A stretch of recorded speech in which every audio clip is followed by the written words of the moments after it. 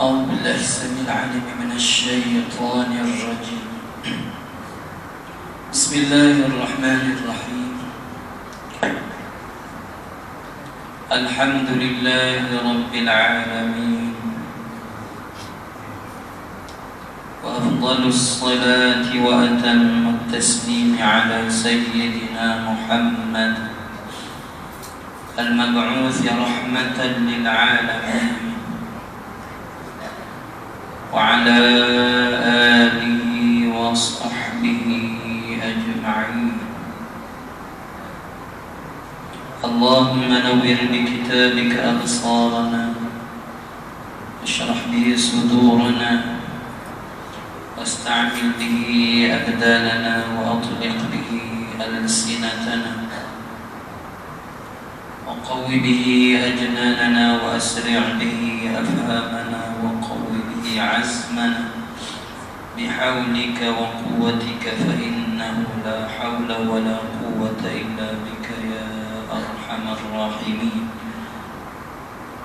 صلى الله على سيدنا محمد وعلى آله وصحبه وسلم، والحمد لله رب العالمين. أما بعد، السلام عليكم ورحمة الله وبركاته. Fadil Tuan Pengurusi Barisan Ahli-Ahli Jabatan Kuasa, Tuan-Tuan Imam, Tuan Bilal dan petugas-petugas surau, seterusnya sidang jemaah muslimin muslimat yang saya hormati dan kasih sekalian. Alhamdulillah, bersama lagi kita dalam pengajian kitab At-Tibyan yang merupakan kitab yang membincangkan tentang adab-adab yang perlu dipegang oleh Ahlul Quran, etika-etika yang perlu dipatuhi oleh orang yang berdamping dengan Al-Quran. Kerana Al-Quran itu kalamullah, kalamullah al-munazzal ala rasulih, yang diturunkan ke atas rasulnya. Maka Al-Quran itu mempunyai qudsiyah, mempunyai kemuliaan yang tersendiri. Dan Al-Quran itu hidup, hidup bersama dengan kita. Kalau kita mati, Al-Quran itu terus hidup sampai pada satu tempoh yang Allah Subhanahu wa Ta'ala tetapkan, maka Al-Quran akan dipanggil balik dan kembali kepada Allah Subhanahu wa Ta'ala. Jadi tuan-tuan, sama ada Al-Quran dipanggil balik atau kita dulu dipanggil balik. Biasanya kita dulu lah. Kalau kita ni, orang kata paling lama pun tempoh yang kita hidup ni terlalu pendek. Lepas tu pepatah orang dulu, dia kata kita ni tak boleh menongkat langit. Tidak boleh menongkat langit. Maknanya kita kena sedar bahawa kejadian kita, tempoh ajal kita itu adalah tempoh yang sangat pendek. Jadi sementara kita nak beramal, kita nak berdamping dengan Al-Quran, nak membaca Al-Quran, nak memahami Al-Quran dan nak beramal dengan dia, maka marilah kita tengok lagi sebahagian daripada adab-adab yang perlu kita jaga. Baik, pada malam ini saya nak terus lagi kepada fasal yang berikutnya. Yang kau ingat tak apa fasal yang terakhir kita buat pada pertemuan yang lepas? Masih ingat tak? Ingat? Tak ingat kan? Jadi kalau tak ingat, kita tengoklah apa yang agak-agak yang kita belum baca tu kita bacalah di sini ya. Baik. Fi man yusannu lahu as-sujud. Baik, yang ni kita dah baca ya. pada menyatakan orang yang sunat sujud. Ini semua kita dah tahu kan, siapa yang sunat bersujud. Maksudnya kalau kita dengar ayat-ayat sajadah, adakah semua kita boleh sujud? Itu soalannya. Bila kita dengar, adakah kita boleh semata-mata dengan mendengar itu untuk kita sujud? Cuba tuan-tuan jawab. Kalau tuan-tuan boleh jawab, maknanya kita dah belajar. Kalau tuan-tuan boleh jawab, maknanya kena belajar semula lah, walaupun nak belajar dulu kan. Kita pakai sistem lama. Selagi tak lulus, lagi tu kena ulang.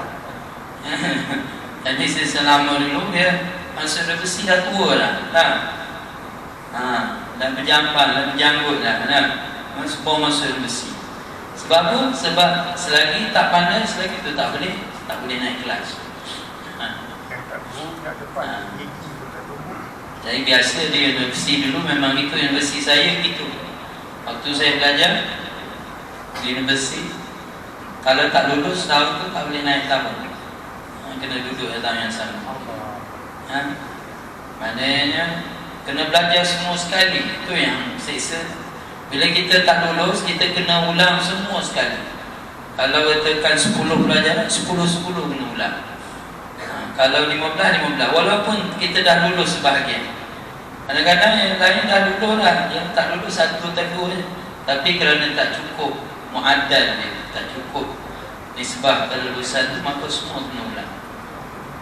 Jadi itu satu penderaan. Sebab apa? Sebab kita dah duduk kan. Jadi kena belajar semula macam orang baru. Baik.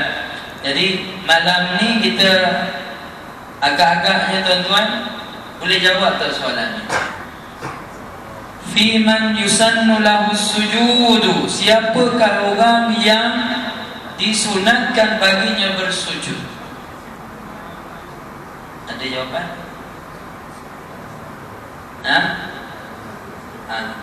Okey. Orang yang membaca tu kena tu, betul? Ada lagi? Orang yang mendengar lagi? Okey. Betul lah tu nak, maknanya dah belajar lah tajuk ni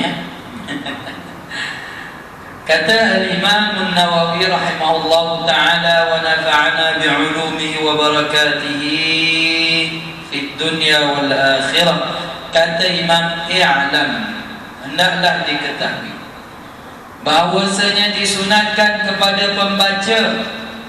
Baik, pembaca yang macam mana? Yang suci. Mana kalau kita baca, kita tak suci, tak ada tujuan juga. Saya duduk saya saja, kita tak ada wudu kan, kita baca Al-Quran. Nah, wasjud waqtarib, boleh sujud? Tak boleh. Sebab kita baca dalam keadaan badan kita tidak suci.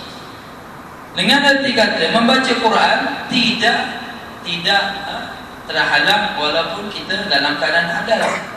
Tapi kalau nak sujud, syarat dia mesti suci. Sebab sujud itu keadaannya, syaratnya mesti sembahyang. Seperti orang nak solat, orang nak sembahyang. Baik. Jadi di situ yang dikatakan syarat dia mesti pembaca yang suci, ya. Dan demikian juga disunatkan kepada pendengar, orang yang terdengar, bukan pendengar tapi terdengar, sami'un. Sami'a mana mendengar, yang bukan menadah telinga. Jadi kalau menadah telinga itu lebih aula lah, sebab dia memang ikut satu persatu.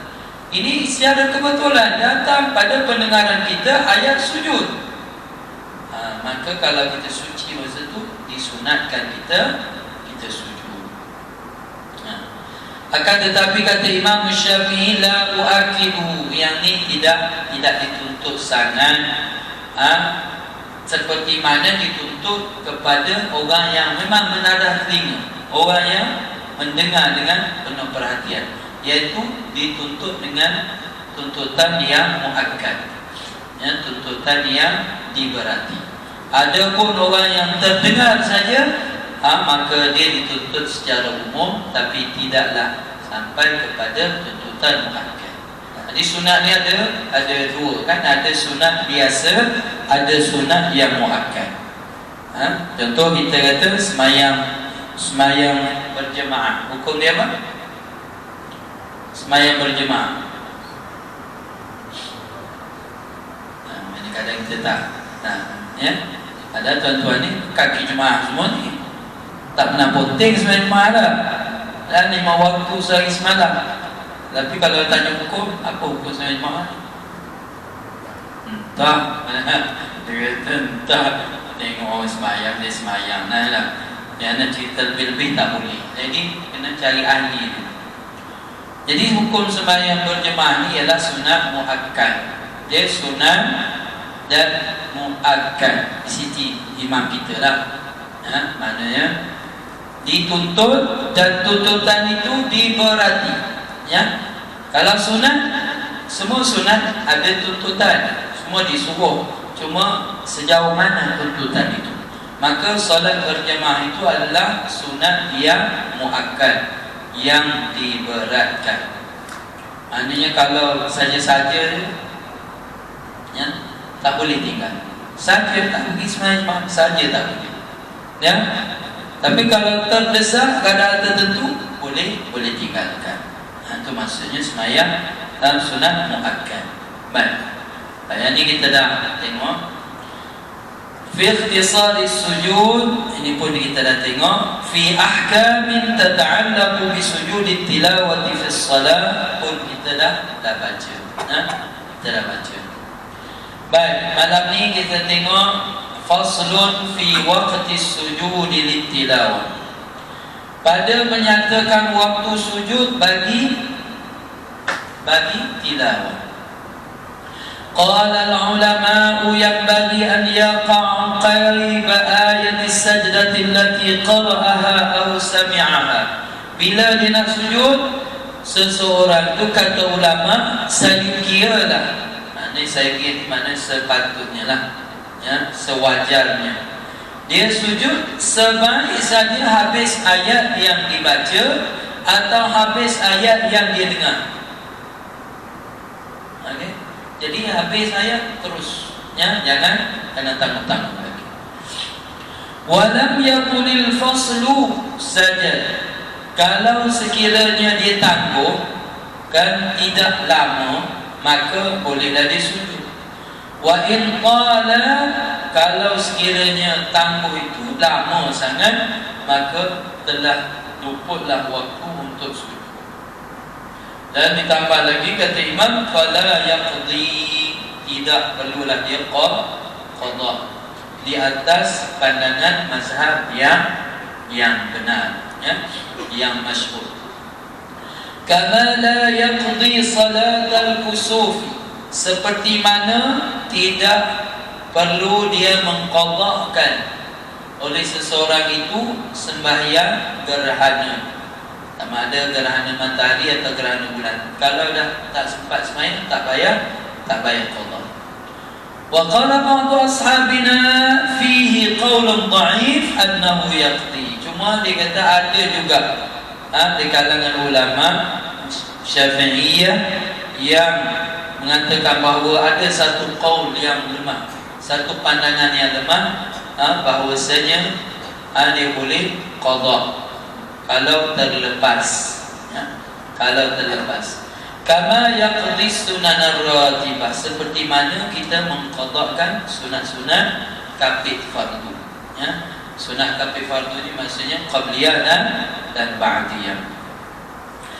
Ka sunnati subhi wa dhuhri wa ghairihima, seperti sunat subuh dan zuhur dan lain daripada keduanya. Kenapa disebutkan subuh dengan zuhur? Sebab inilah antara sunat-sunat yang sangat dituntut. Sunat sebelum subuh dan sunat sebelum zuhur. 4 rakaat sebelum zuhur. Kalau kita mampu buatlah, buat 4 rakaat.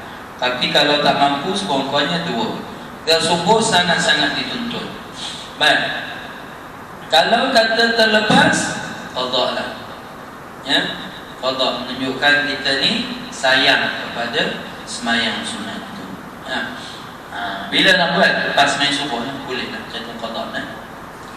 Wa dhuhri wa ghairi ma, dan lain-lain daripada itu. Dia 10 yang muakkad tu apa dia?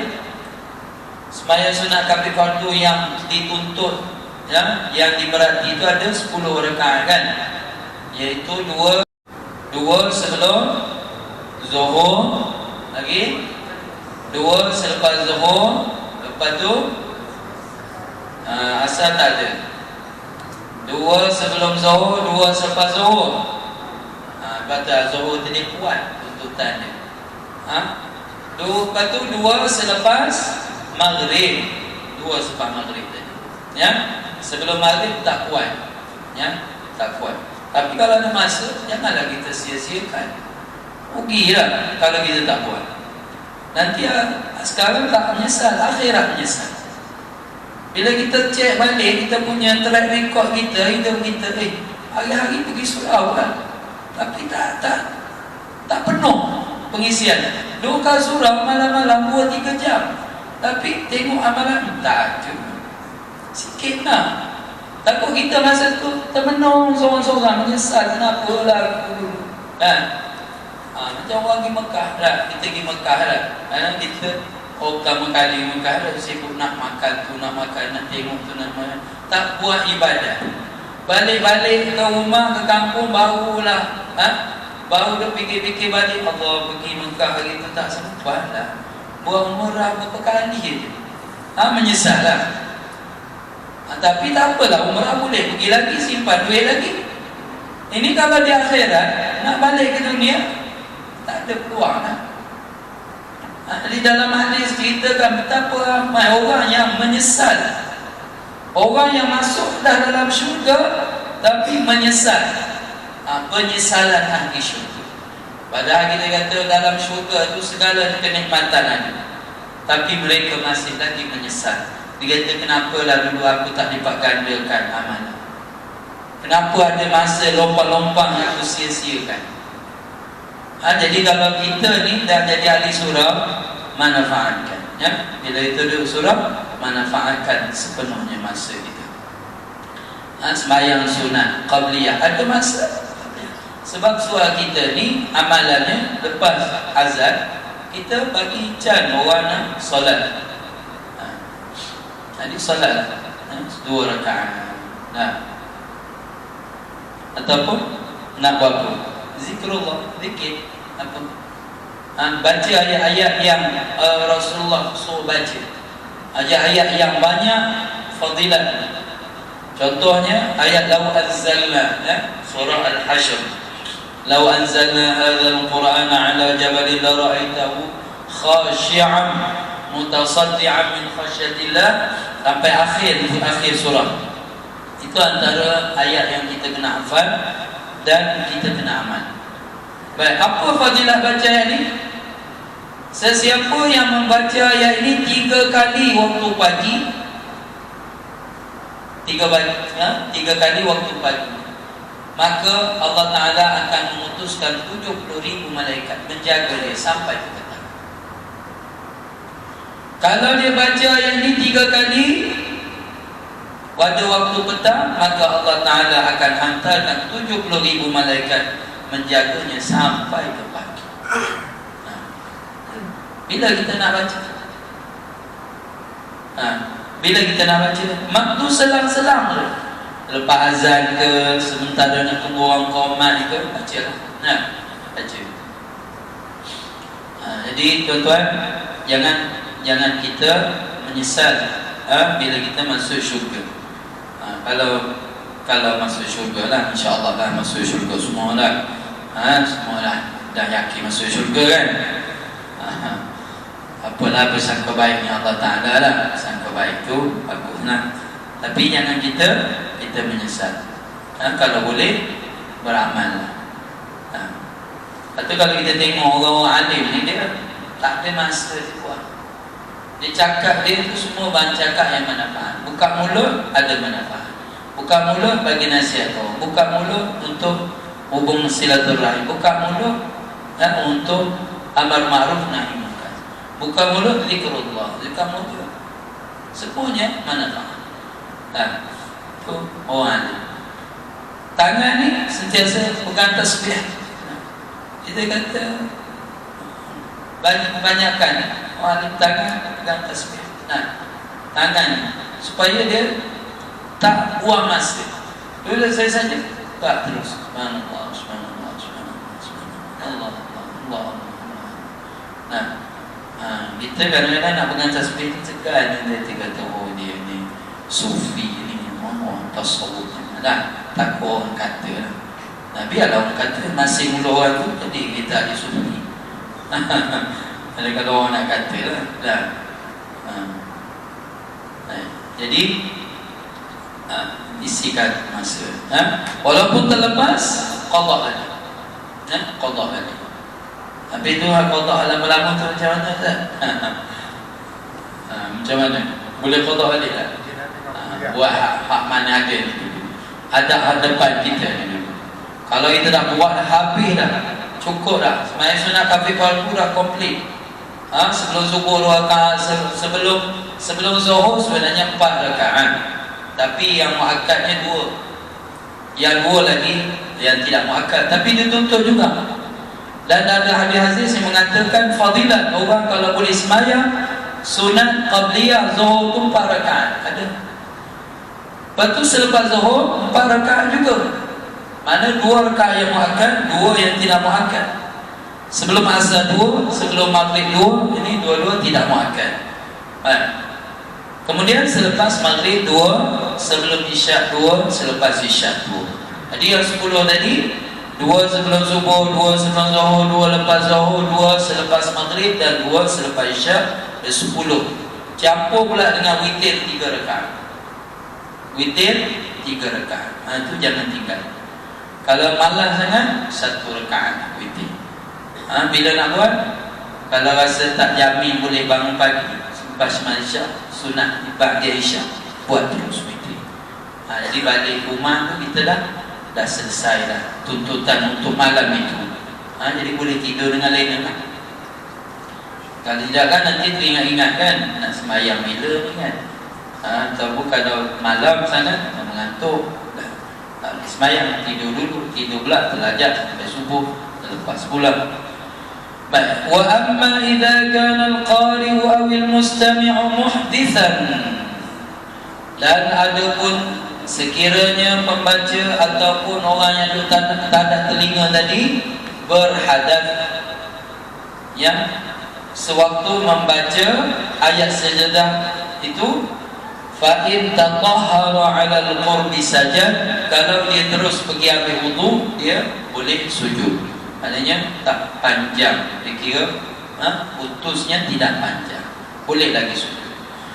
Wa in ta'akhkharat taharatu hatta tala al-faslu, tapi kalau dia pula lambat-lambatkan pergi wudu, sehingga lama tempoh selang masanya, maka mengikut pandangan yang sahih, yang benar, yang terpilih, alladhi qata'a bil aktharu, yang mana dipegang oleh kebanyakan ulama, annahu la yasjud. Jadi kalau lama tak payah sujudlah. Wa qila yasjud. Jadi ada juga yang akan berbeza pandangan. Jadi ada setengah ulama kata boleh dia sujud walaupun lama. Wa huwa ikhtiyarul Baghawi. Inilah pilihan seorang ulama besar dan mazhab kita, nama Imam Al-Baghawi. Imam Baghawi ni dia ada mengarang kitab-kitab, kitab tafsir, ada min ashabina. Jadi maknanya pendeknya, ulama ni dia cari jalan, dia cari dalil supaya kita ni tidak terlepas amalan. Dan mana kalau ada dalil boleh, boleh galakkan orang supaya beramal, jangan sia-siakan. Kama yujibul muadzina ba'da al-faraghi min as-salah, seperti mana orang yang sedang solat, tiba-tiba ada dengar orang adzan, dan dia teruskan solat dia, Habis solat dia jawablah azan. Dia jawab azan bila? Selepas daripada selesai solat. Jadi kita ingatlah kan, jadi solat tadi ada azan. Pertama kalau kita datang masjid awal, datang ke surau awal, orang belum azan ni kita sembahyang tahiyatul masjid kan. Jadi sedang-sedang sembahyang tahiyatul masjid orang azan. Jadi kita teruskan solat kita, kita jawab azan tadi selepas daripada solat. Wal-i'tibaru fi tulil fasli fi hadha bil 'urfi 'ala al-mukhtar. Jadi nak tentukan panjang ataupun pendek itu adalah berdasarkan uruf semasa, ya, maknanya uruf tempatan setempat, lama ke tak lama. Kalau kita ni biasanya nak pergi ambil wuduk jauh kan, mesti jauh ambil wuduk semua ambil kat sungai kan. Zaman-zaman dulu kan macam itu kan. Sekarang ni tak ada lah, dan tempat ambil wuduk setelah ni je. Jadi kalau lambat juga, sedangkan tempat wuduk terdekat, jadi itu bertentangan dengan uruf. Tapi kalau kita terpaksa pergi jauh, atau ke sini tak ada air, nak pergi ambil kat mana, kena balik rumah, itu mungkin dalam keadaan itu dia tidak dianggap sebagai panjang. Faslun fi hukmi takrari ayati sajdati idza qara as-sajadati kullaha aw sajadatin minha fi majlisin wahid sajada bi kulli sajdah bila khilafin.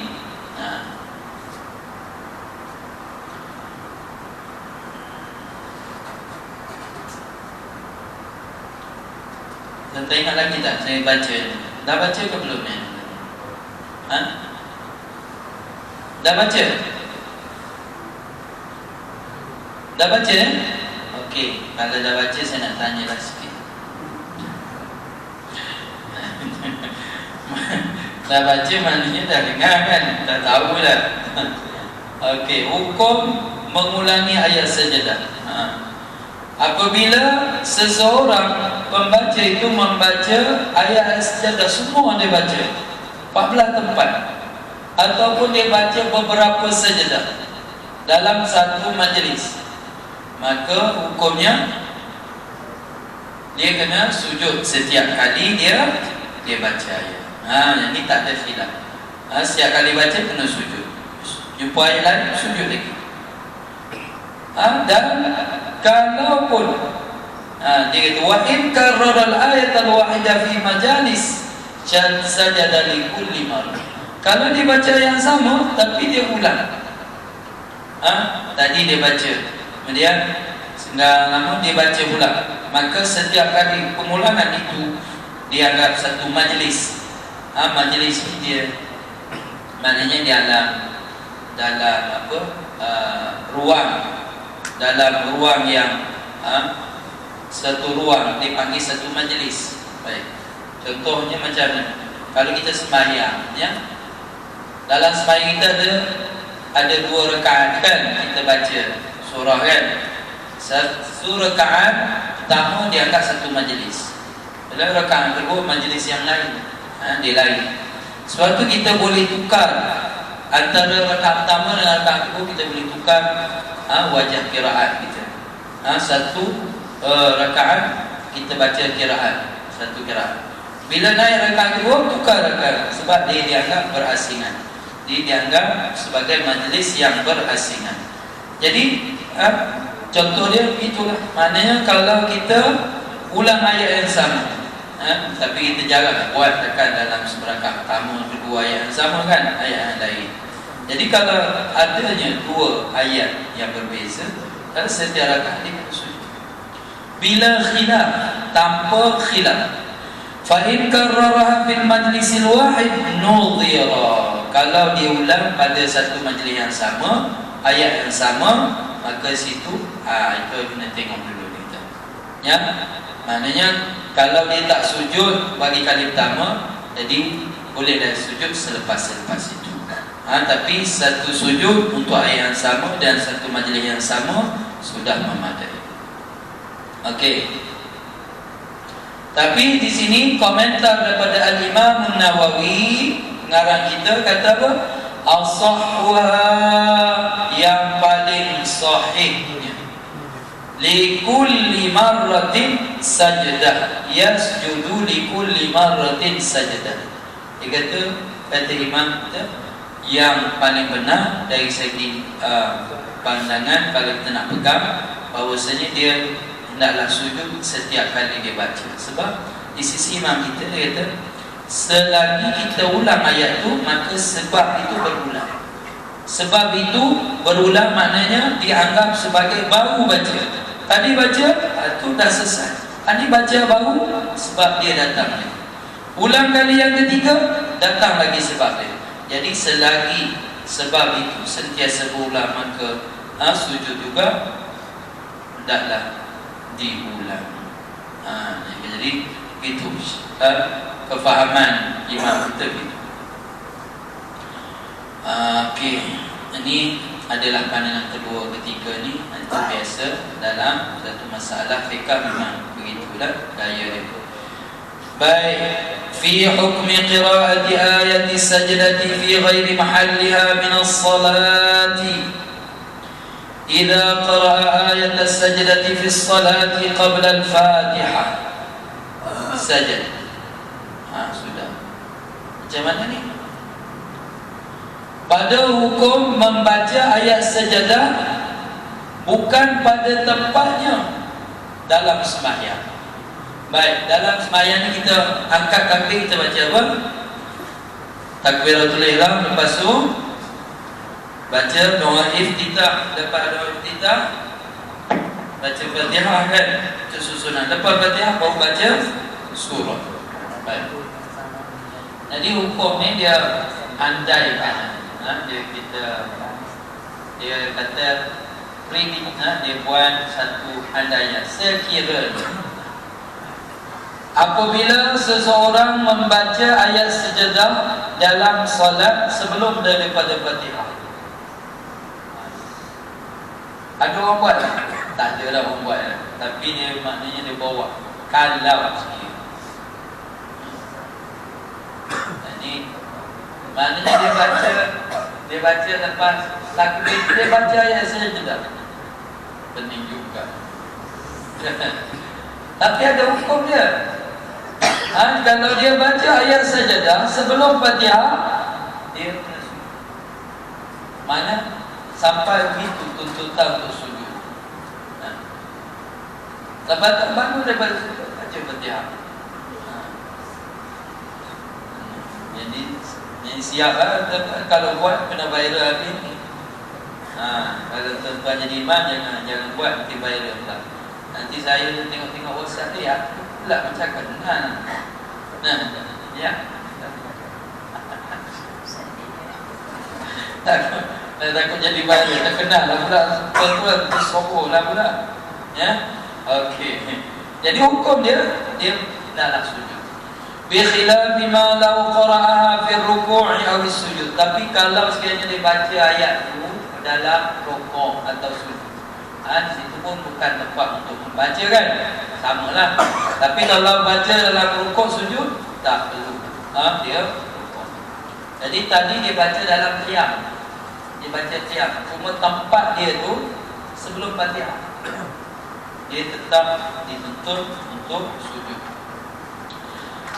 Jadi sekiranya dia membaca di dalam rukuk atau sujud, fa innahu la yajud li'anna al-qiyama mahallul qira'ah. Jadi illah dia sebab qiyam itu memang tempat bagi qira'at, bagi baca Quran, baca Fatihah, baca surah, memang tempat dia. Jadi dengan sebab itu, di situ justru sujud. Walaupun berlaku takdim takhir, maka melewatkan Fatihah, awalkan surah, memang dituntut juga. Tapi kalau dalam rukuk sujud, tak, di situ bukan tempat untuk baca Quran. Kalau kita nak sangat baca Quran, tak boleh. bukan tempat dia, bukan tempat untuk baca Quran dalam rukuk dan sujud. Walau qara'a sajdata fahawa liyasjuda, kalau dia baca ayat sajdah pula, maka dia pun turunlah untuk sujud. Fasyakka, tiba-tiba waktu dia turun, dia rasa syak pula, timbul keraguan dalam hatinya, dia tadi dah baca Fatihah ataupun belum. Dia dah baca ayat sajdah kan. Lepas habis ayat baca sajdah, terus dia nak turun sujud. Masa turun tu dia rasa tadi dah baca Fatihah atau belum. Fa innahu yasjudu litilawati, maka kalau dia rasa syak, mana syak ni macam mana? 50-50. Dia tak tahu. Nah, bukan berat. Kalau berat dia menjadi zon kita boleh pakai dah. Contohnya kita ambil semayang kan, kita basuh muka, kita tak cek satu-satu kan, kita basuh, kita agak-agak dah rata lah, sah lah tu. Maknanya zon.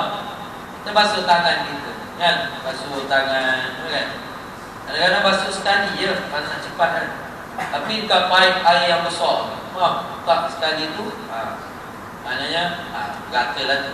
Tapi secara zon saja itu sudah mencukupi. Maknanya dalam amalan ibadat ni, dia hanya disyaratkan buat saja. Sekarang di kes ni ialah syak. Jadi syak ni 50-50. Baca, tak baca, tak ada putusan. Ya, baca ke tak baca. Jadi kalau begitu keadaannya, dia hendaklah apa? Macam mana tadi? Hendaklah dia sujud dulu, sujud tilawah dulu. Selepas itu dia kena balik mula qiyam, kemudian baca Fatihah. Kena baca Fatihah. Fayaqra'ul Fatihah. Sebab apa? Sebab sujud tilawah itu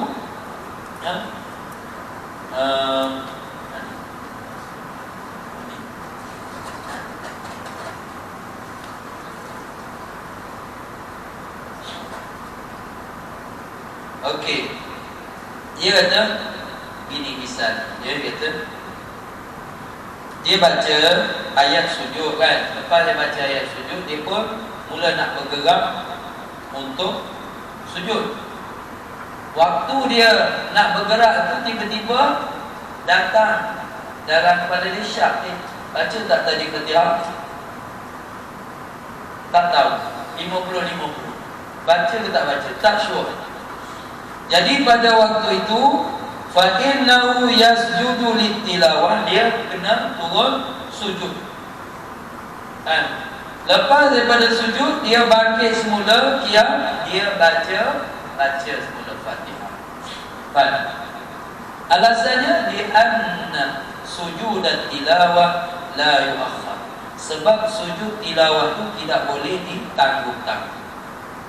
Maksudnya kalau waktu dia nak sujud tadi, bawa habis baca sejarah, dia nak sujud, tiba-tiba dia syak, dia tak boleh hold sekejap. Apalah, kita baca Fatihah dulu lah kan.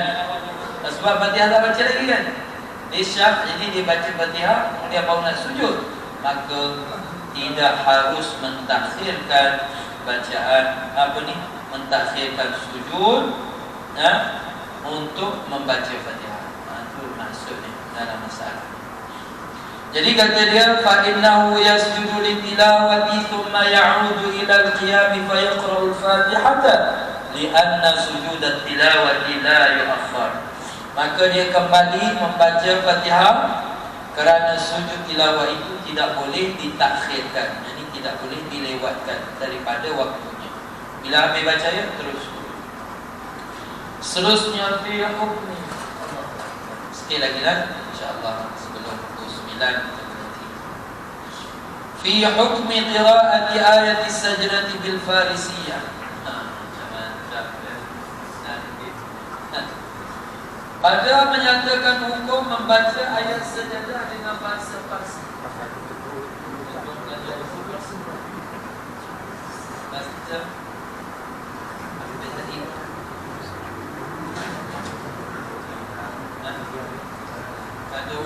lah suruh ni. Tak ada.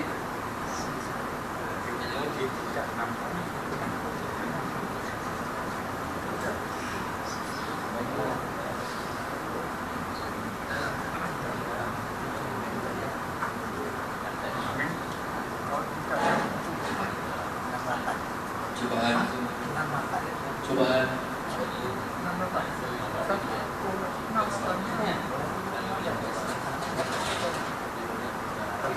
Cubaan. Ada tapi tak sekuat tadi. Cubaan. 1, 2.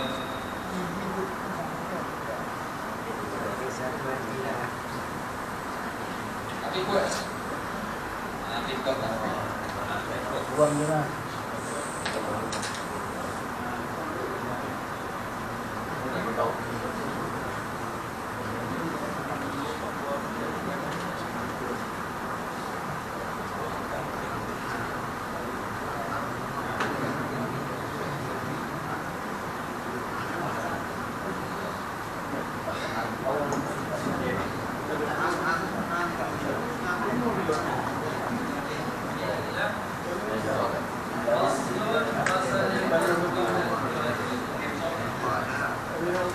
Okey. Alhamdulillah. Okey, ada salah. Okey. فصل في حكم قراءة آية السجدة بالفارسية.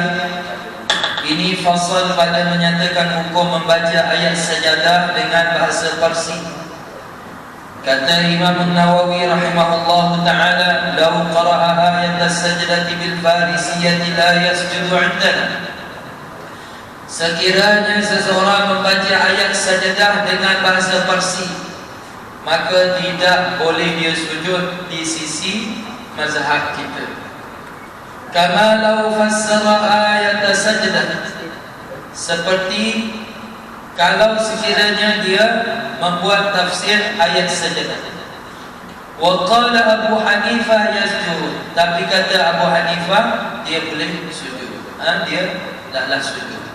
Jadi beza antara mazhab Syafi'i dengan mazhab Abu Hanifah dalam keharusan sujud bagi orang yang membaca ayat sajdah dengan bahasa Parsi. Jadi kita tak belajar bahasa Parsi, tak apalah. Jadi kalau orang baca pun kita tak faham dah. Okey. Fasal yang ke-75, fi adam irtibat sujudil mustami' bi sujudil qari. Ini pula pada menyatakan tiada kaitan sujud orang yang mendengar dengan sujud pembaca. Jadi tidak ada keterikatan antara orang yang mendengar dengan orang yang membaca. Contohnya kita berdua duduk kan, seorang baca Quran, seorang dengar di sebelah. Nah, mana seorang qari, seorang lagi mustami', dipanggil pendengar. Bila qari itu membaca ayat sujud, maka dia pun sujud seperti mana tuntutan. Dan mustami' juga, orang itu tak ada telinga, dia pun sujud. Baik, adakah ikatan antara kedua-duanya? Jawabnya tak ada ikatan. Masing-masing sujud. Apabila sujud seorang yang menadah telinga daripada bacaan qari, dia sujud bersama dengan qari, maka yang pendengar tadi tidak ada apa-apa kaitan dengan si qari tadi. Dan tidaklah boleh dia niat mengikut pula. Dia ada macam semayang. Kalau semayang kita ada niat mengikut imam. Tapi bagi sujud ni dia tidak ada niat mengikut imam. Jadi masing-masing sujud lah. Seorang sujud lama lah, seorang sujud sekejap, itu pulang.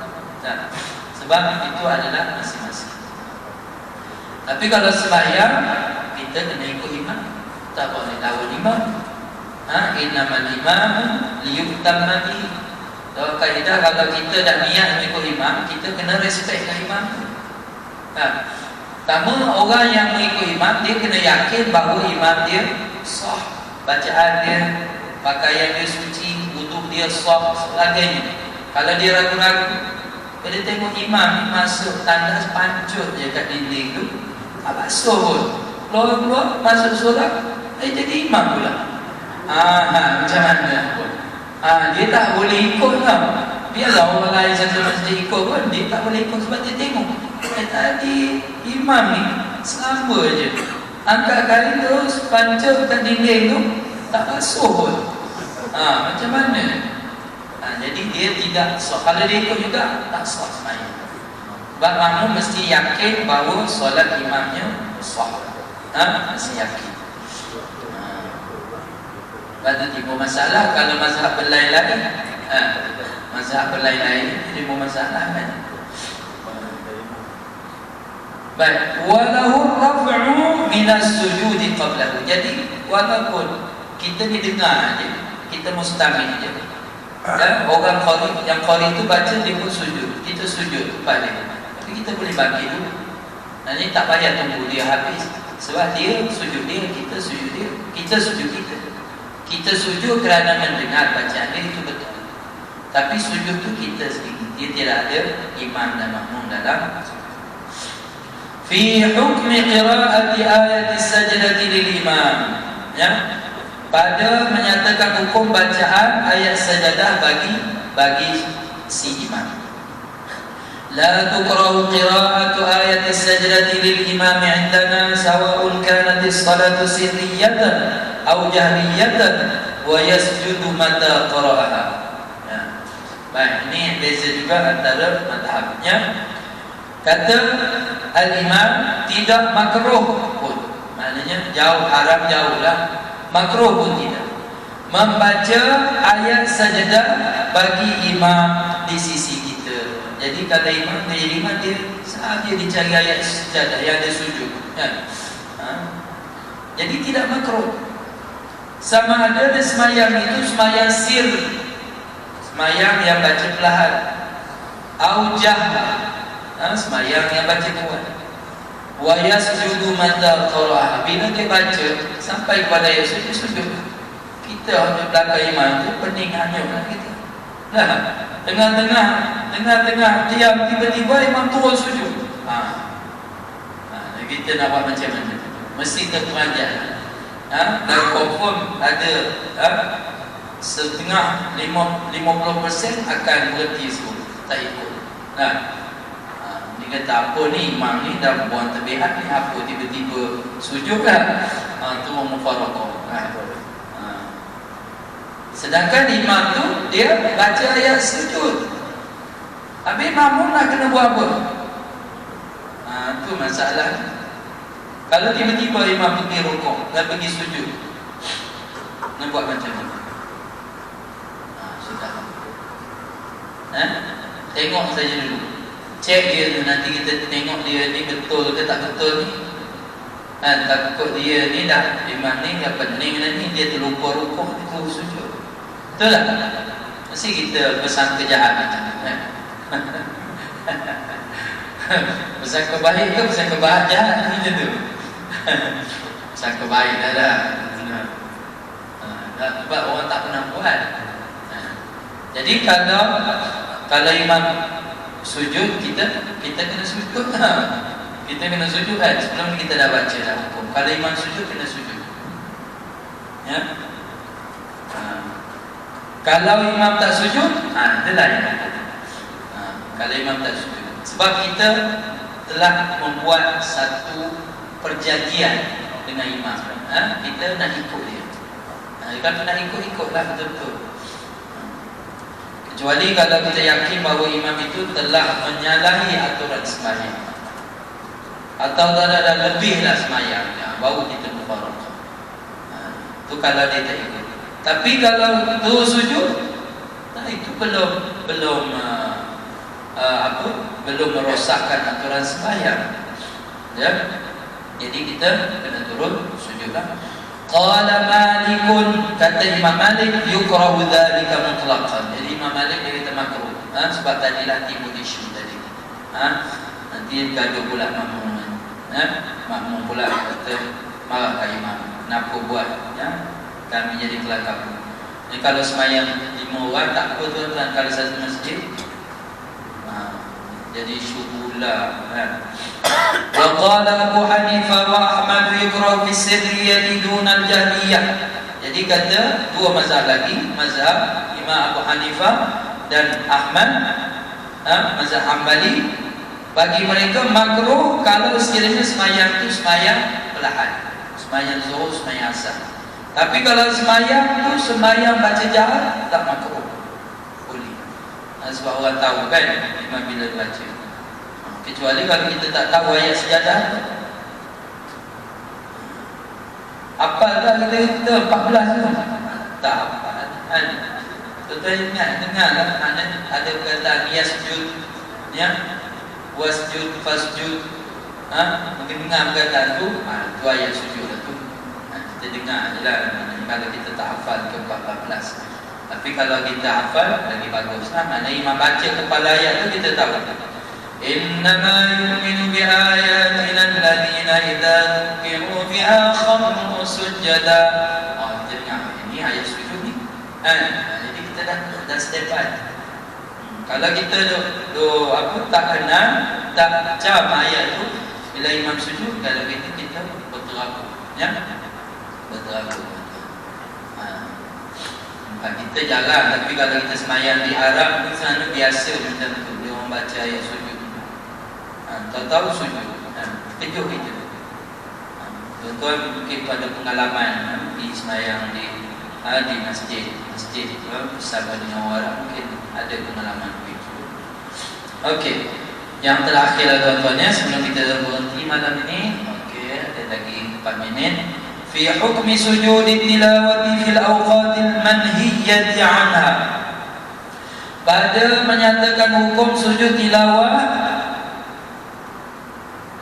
dalam waktu yang dilarang, pada waktu yang dilarang. Waktu dilarang tu larang sembahyang lah. Waktu dilarang sembahyang. Maksudnya waktu yang dilarang sembahyang ni contohnya lepas subuh, kan? Waktu matahari tegak atas kepala, zuhur tu kan? Dia kata waktu apa tu? Dia panggil waktu apa? Waktu tegak. Apa dia istilah dia? Waktu matahari tegak atas kepala. Yang tu tak boleh sembahyang. Dan selepas waktu asar. Ini tiga waktu itu. Kalau sekiranya kita baca ayat sujud, baik, la yukrahu indana, tidak makruh di sisi kita, bila fil awqatil lati nuhiya 'anis salati fiha. Jadi waktu yang tak ada solat, tapi kalau kita baca ayat sejadah, tidak makruh pun kita sujud. Wa bihi qala asy-Sya'bi wal Hasan al-Basri. Ini pandangan Imam Syafi'i dan Hasan Basri, dan juga Salim bin Abdullah wal Qasim wa Atha wa Ikrimah wa Abu Hanifah wa ashabul Ra'i. Ashabul Ra'i ini ialah mazhab Maliki lah, orang ulama mazhab Maliki. Wa Malik fi ihda al-riwayatain. Jadi ramai yang sepakat ada ketiadaan makruhnya bersujud bila baca ayat sujud dalam waktu yang dilarang sembahyang. Wa kariha dzalika qa'ifatun minal ulama. Akan tetapi ada setengah ulama kata makruh. Di antara mereka ialah Abdullah bin Umar, ini sahabat Nabi, wa Sa'id bin Musayyib, wa Malik fi riwayat ukhra. Imam Malik dalam satu riwayat yang lain, dia ada dua riwayat. Riwayat pertama tadi dia kata tak makruh, tapi riwayat lain kata makruh. Dan juga kata Imam Ishaq bin Rahawai dan Abu Thawr. Jadi mereka ni kata makruh. Sebab waktu itu waktu solat. Jadi kalau solat makruh, maka sujud tilawah juga adalah makruh. Sebab hukum antara sujud tilawah dengan solat itu banyak persamaan. Banyak persamaan. Baik, cukuplah dulu. Nampaknya tak boleh pergi laju juga. Saya ingat sebelum puasa nak habis, tak habis juga. Lepas puasa juga nah, kita. Ni kitab ni saya baca di Putrajaya baru mula. Baru minggu lepas baca baru hadis ayat yang pertama. Alhamdulillah kalau habis di sini maknanya saya sambung di sana lah. Tapi lama dah kita baca kitab ni, 2 tahun lama benar itu. Itu yang tak jadi alim tu. Sebab satu kitab kecil tu makan tahun.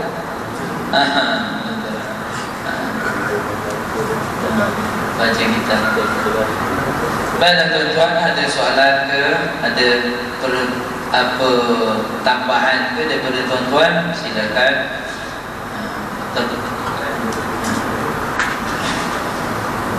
Sekarang dasar apa? Dasar baru, dasar membaca kebangsaan dalam khutbah tadi. Jadi tuan-tuan kalau ada maklumat-maklumat bolehlah kita kongsi-kongsikan. Boleh kita kongsikan. Baik, tuan-tuan, kalau tak ada apa-apa kita wukuf di sini dulu. Mudah-mudahan memberi manfaat apa yang kita baca daripada perkataan Imam Nawawi tadi. InsyaAllah kita akan teruskan lagi perbincangan ini sehinggalah kita dapat mengkhatamkan kitab yang istimewa. Yang baik daripada Allah Subhanahu wa taala. Qul hadza wa astaghfirullah li wa lakum. Wassalamu alaikum warahmatullahi wabarakatuh. Bismillahirrahmanirrahim. Allahumma inna nastaudi'uka ma 'allamtana فارجو إلينا عند حاجتنا إليه فلا تنسنا. وصلى الله على سيدنا محمد النور المذيب النسيان بنوره وعلى آله وصحبه وسلم. سبحان ربك رب العزة عما يصفون وسلام على المرسلين والحمد لله رب العالمين. تقبل الله منكم